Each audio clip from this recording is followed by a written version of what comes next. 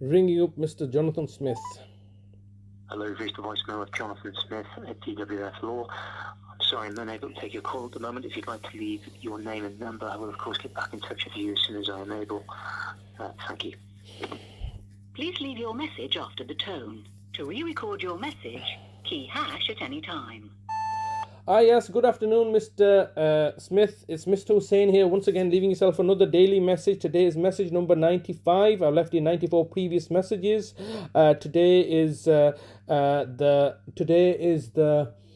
21st of January 2024, and the time is around about coming to be 1:15. I'm once again leaving yourself another daily message asking you look to engage with me. It's now been 165 days that my brother's been unlawfully kidnapped from my care in this manner, and as you know, tomorrow we're in court where you have it's quite evident to me that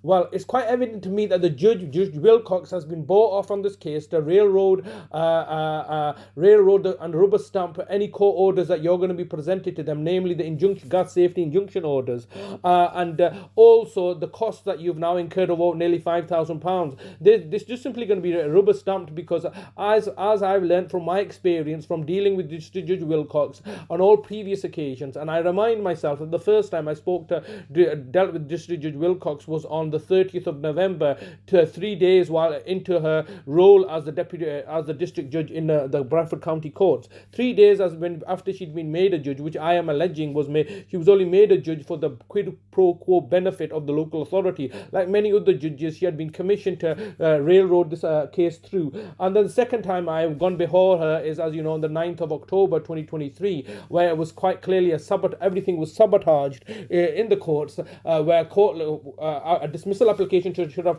was listed for an hour and a half, but it only proceeded within an hour, and the judge simply whitewashed everything. So we're at the situation now where we're going to the courts tomorrow, and you are once again going to get everything your own way because you don't really need to do anything. You're going to get paid £5,000 to get an injunction order that exposes me to go to prison because this is how you've orchestrated things. Now I am urging you now once again it's traditionally right that you should engage with me before court to get an out-of-court settlement. We can come to an agreement. I could possibly get a gas safety inspection carried out privately, as I had done previously, and you can agree to refund me the money. There's no need for us to go to court. You are only doing this to torture me and victimize me. It's not necessary for you to go to the courts, is it? If we can come to an agreement or an understanding where, as you can appreciate, it's not a straightforward issue. You've had this court case. You've had this case ongoing with the courts now since I believe March 2022.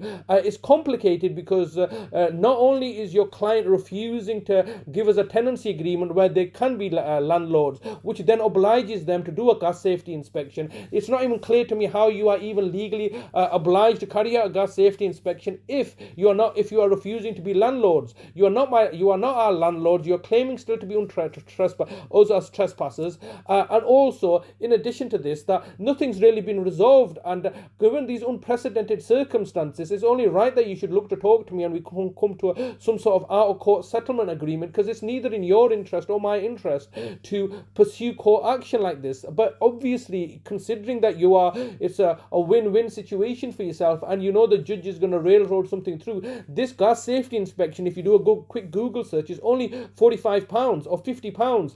And on an emergency, it can be £200, but it's definitely not £275, the price that you paid for the application. Rather than deal with me directly, you've paid £275 for an application to the courts, and then look to charge me for that rather than looking to liaise with me. It's completely unprecedented what you're doing. I'm urging you to contact me before the hearing, engage with me before the hearing tomorrow at 2 p.m. so we can look to settle the matter outside of court, because that's only what gentlemen do. But obviously I'm not dealing with gentlemen here, am I? I'm not dealing with honourable people. I'm dealing with pusillanimous cowards that go to buy judges off and torture vulnerable people. I'm urging you, Mr. Smith, to contact me to arrange something before we speak tomorrow, so we can have a full and frank discussion. Thank you very much.